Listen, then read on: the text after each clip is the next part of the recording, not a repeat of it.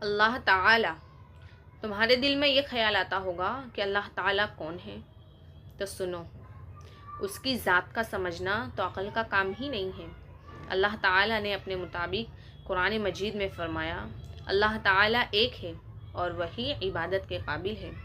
اس کی ذات میں اور اس کے کاموں میں کوئی شریک نہیں، نہ اس کی کوئی اولاد ہے نہ وہ کسی کی اولاد ہے۔ وہ آسمانوں اور زمینوں کا نور ہے، وہ ہمیشہ سے ہے اور ہمیشہ رہے گا۔ اس کو نہ نیند آتی ہے اور نہ ہی اونگ یعنی جھونکا تک نہیں آتا۔ آسمانوں اور زمینوں میں جو کچھ ہے سب اسی نے پیدا کیا ہے۔ بغیر اس کی مرضی کے کوئی اس کے سامنے کسی کی سفارش بھی نہیں کر سکتا۔ جو کچھ ہونے والا ہے اور جو کچھ ہو چکا ہے سب اس کے علم میں ہے۔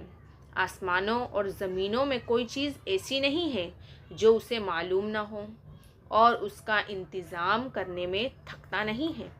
آسمانوں اور زمینوں میں جو چیز ہے وہ اس کی تعریف اور پاکی بیان کرتی ہے۔ وہی پیدا کرتا ہے، وہی موت دیتا ہے، وہی موت کے بعد قیامت کے دن پھر دوبارہ زندہ کرے گا۔ اللہ سب کچھ کر سکتا ہے، اس کی مرضی کے بغیر کوئی کچھ نہیں کر سکتا۔ جہاں کہیں ہم ہوتے ہیں وہ ہمارے ساتھ ہوتا ہے۔ وہ ہمارے دلوں کی بات بھی جانتا ہے۔ وہی سب کو روزی دیتا ہے، جس کو چاہے تھوڑا، جسے چاہے بے حساب۔ اس کے اختیار میں ہے، جسے چاہے سلطنت دے اور جس کی چاہے سلطنت چھین لے، جسے چاہے عزت دے، جسے چاہے ذلت دے۔ دین اور دنیا کی سب بھلائیاں اسی کے ہاتھ میں ہیں۔ وہی اولاد دیتا ہے، جسے چاہے بیٹے دے، جسے چاہے بیٹیاں، جسے چاہے دونوں دے اور جسے چاہے کچھ نہ دے۔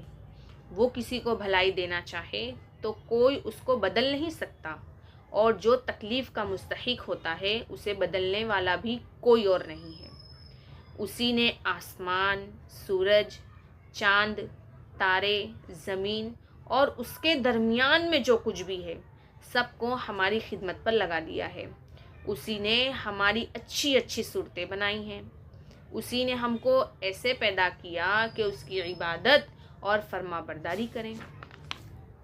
اس نے حضرت محمد مصطفیٰ صلی اللہ علیہ وسلم کو اپنا آخری نبی بنا کر بھیجا، اور محمد صلی اللہ علیہ وسلم پر اپنا آخری کلام قرآن مجید نازل فرمایا اور اس کی حفاظت کا ذمہ خود اپنے اوپر لے لیا۔ ہم کو بتایا ہے کہ ہم خود بھی قرآن مجید پڑھتے رہیں اور دوسرے لوگوں کو بھی سمجھاتے رہیں۔